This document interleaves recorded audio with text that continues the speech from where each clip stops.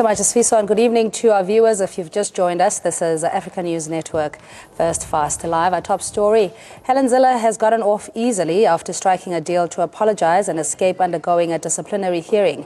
DA leader Mmusi Maimane got Zille to cut ties with decision-making structures in the party and not having Zille interfere with his leadership.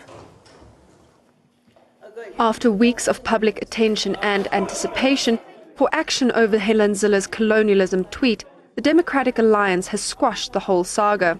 This comes after feet dragging by the DA on charging Zille and instituting disciplinary processes, finally seen to get underway last week.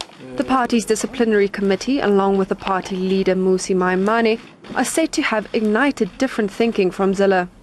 I recognize the offence caused by my tweet on the 16th of March 2017 with regard to the legacy of colonialism.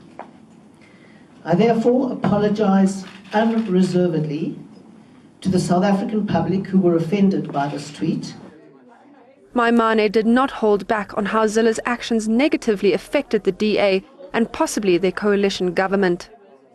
But there's absolutely no question that her tweet and subsequent defense of it did damage to race relations in our country and set us back as a party. The Western Cape Premier, who will now surely keep her position until 2019 with the support of the DA, will no longer have any rights to interfere in the running of the party.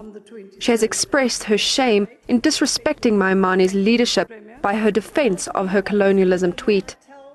During this period, I have made public utterances that have had the effect of undermining the leader of the Democratic Alliance and the project that he is leading. I greatly regret this too. However, this public show of unity within the DA and smoking peace pipe has not fooled everyone. Again, she remains a real leader of a Democratic Alliance. Maimane is a caretaker. I think the expectation was unreasonable, that we expected the caretaker to remove a real leader. But we know now that the role of funders were threatened to pull out if Maimane were to fire Helen Zille. Hence, the conservative traditional base of a Democratic Alliance had already approached Helen Zille that she must form and establish her own party if she's fired. Although Zille has escaped any disciplinary processes within the DA, it remains to be seen how the friends of the party, other political parties in the coalition government with the DA, will react to the slap on the wrist handed down to Zille. I'm Valerie Robinson, ANN7, Johannesburg. And joining us live in studio is Botsang Muilwa, political analyst, Zanele Luane, deputy national convener of Black First, Land First, and Billy Nyaku is with the DA Soweto West branch as their secretary. Good evening, and welcome to you. Let's just start with Mr. Nyaku. In terms of the settlement that was reached today, does this, in your view, bolster the leadership of Mmusi Maimane and therefore also appease the black members of the Democratic Alliance? Colonialism obsessed Helen registered a very late apology, and that did not elate us at all, because she was suspended from DA activities, but to our perplexity, she was holding a DA press conference, and to me that did not make sense at all. So we are sitting with a very dark cloud. Actually, that should be cleared. But the move that was made today is absolutely uncalled for and unbecoming. And we are trying every possible way to save the image of the party and to demonstrate to the citizens of the country that DA is the only party that guns for good governance, and we need to embrace non-racial,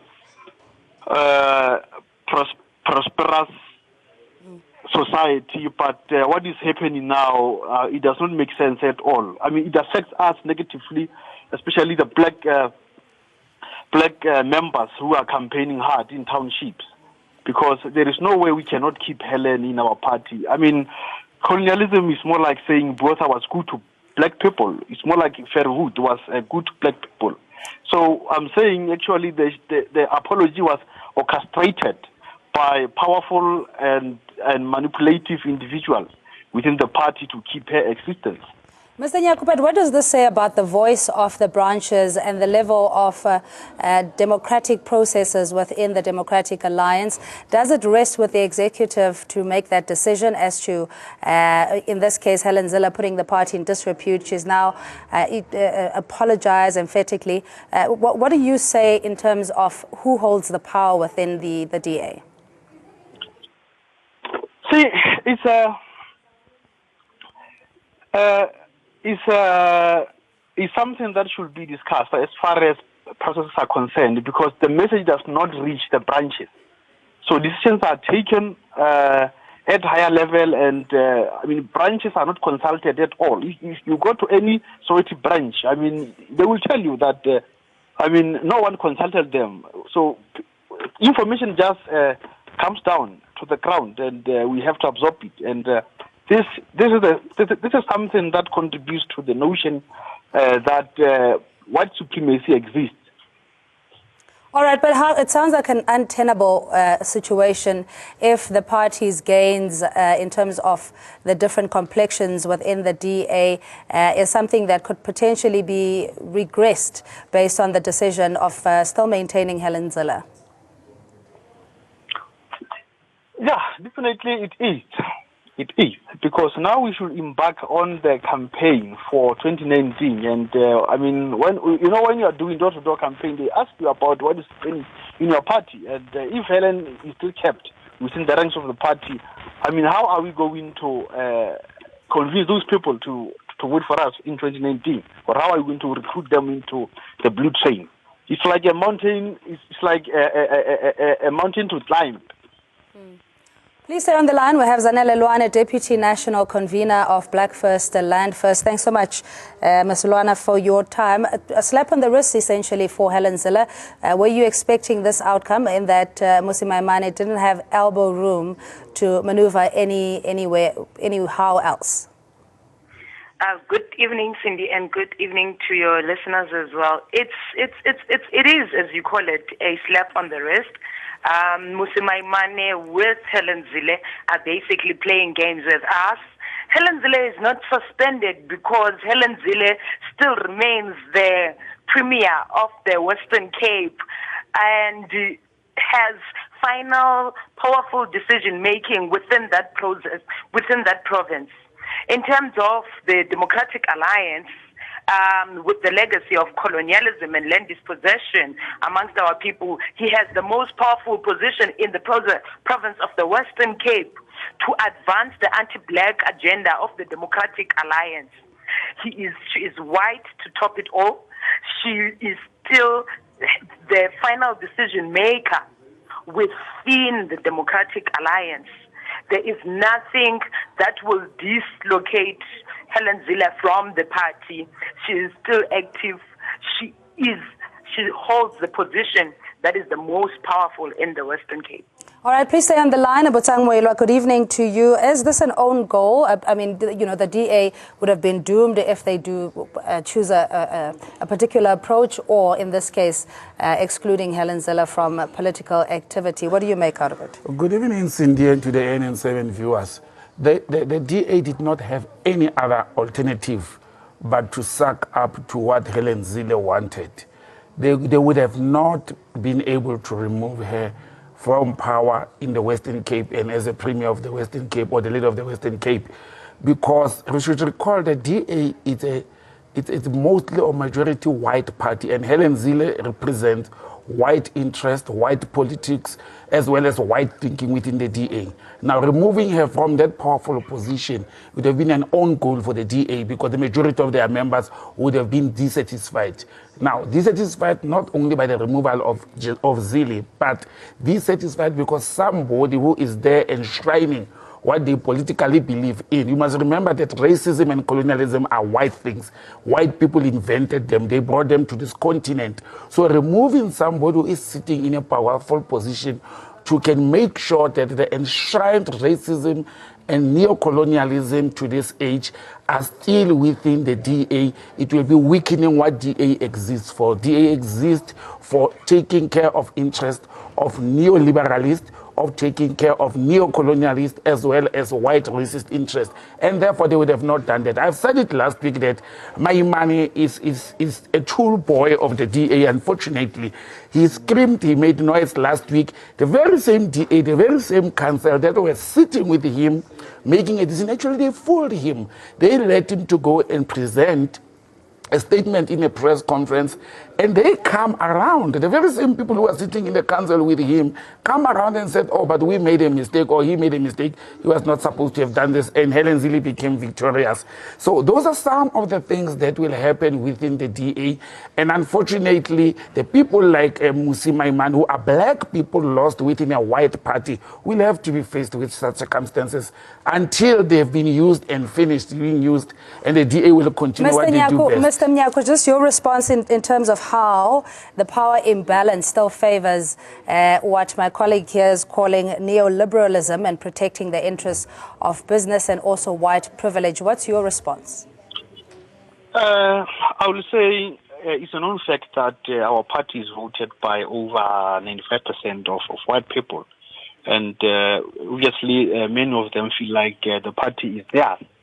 And as black members in the party, obviously, we should try in every possible way to change that belief. So that is why I'm advising, at frequent intervals, I'm advising the members of the party to be vocal.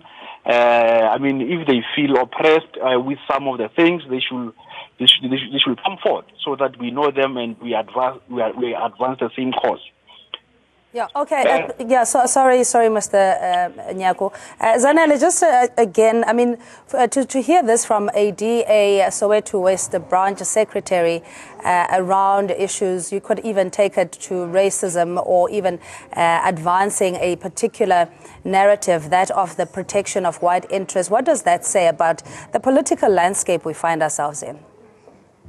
Yeah, our political landscape is quite different today, and we can see that even within the DA, amongst the DA black members, that they are starting to speak out that there is a strong injustice that is happening, discrimination against black people that is happening within the party. But unfortunately, black members of the Democratic Alliance are not going to win this fight within the DA, because DA is a party that stands for racism, that stands for colonialism, that stands for slavery, that stands for the mocking of our people.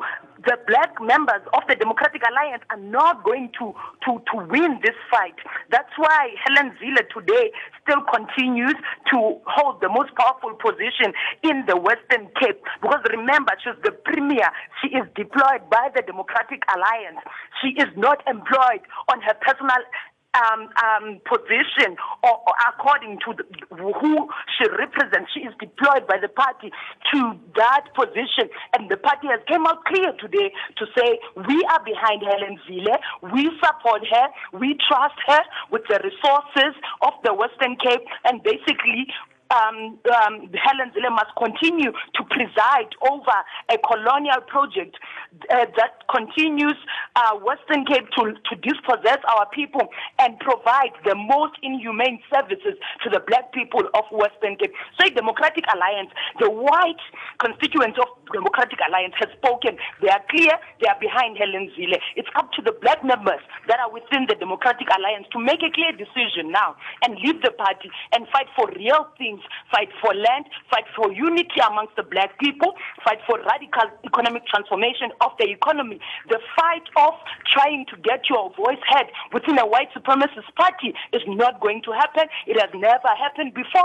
Helen Zille will continue to be arrogant about how she thinks and how she continues to oppress black people in this country. All right, thanks so much, Zanele Luane, Deputy Convener of Land First, Black First, Land First, I beg your pardon. But so just in the, I suppose, difficulty that black members in the DA find themselves in, we heard from the Soweto West Secretary of the DA saying it is still pretty much divided on the racial lines, and that the notion of creating an equal society with equal opportunities fly very heavily in what we've seen with the FedEx now, their response. Cindy, you know, like I said, it's painful. It should be very painful for the black members of the DA to be going through this. especially if we look at that, the position that Helen Zille occupies in the Western Cape, even if the majority of the voters for her there were white people, it is a legislative, it is a political as well as a constitutional position. So merely removing her out of a political executive council or federal council position, it's nothing, because the people who have put Helen Zille in this political is the voters, is the people who voted in the Western Cape, who voted during the previous provincial elections or national elections and put her there. Now it's a slap on the voters' face that you remove her from a mere position of the party where she was actually already playing an insignificant role, except being historically a leader. But you keep her in a position whereby the citizens of this country who have put her there politically will leave her in that position, and comfortably so. We know that, for example, the EFF had threatened that if Zille is not being removed from that position, they will rethink their marriage or relationship with the DA. We still have to sit down and see if that will happen, because supporting DA or forming any coalition with the DA, actually, it means you are enshrining, you are supporting the way the DA is thinking. And I'm not saying Zille because the DA is protecting Helen Zille at the moment. So giving them your votes or voting for them as an individual, it's actually saying you are endorsing what DA leaders, especially racist ones like Helen Zille, are believing in. All right, Mr. Nyako, just the kind of discussions, I suppose, going forward in ventilating this issue further, with Helen Zille still retaining a very key position of a Western Cape Premier. Are you satisfied with the decision that the FedEx has made, and what recourse? So what else are you going to do to try and correct the imbalance of power seemingly in the DA? Like I've mentioned a couple of minutes ago, that we are not happy with the decision that was taken by FedEx, and obviously there should be some groundwork. So we need to mobilize our own people so that we go for the common goal. Because I mean, everyone knows that colonialism had devastating effects on black people: economic exclusion, racism, police brutality, and all that. I mean, all what I've mentioned had psychological and I mean, it was psychological abuse. But what I'm saying is we are soldiers in the war, and a real soldier will die in the war if there should be a death. So we are not going anywhere. For people to suggest that we have to leave the party, that is a premature move. So because we still have to open other people's eyes. So we believe we can make it. All right, really appreciate your time. That's Billy Nyako. He's the Democratic Alliance Soweto West Branch Secretary. And Butang Muilwa, political analyst, joining us in studio. Zanele Luana, Deputy Convener of Black First and Land First. We'll take a quick ad break. We'll see you shortly.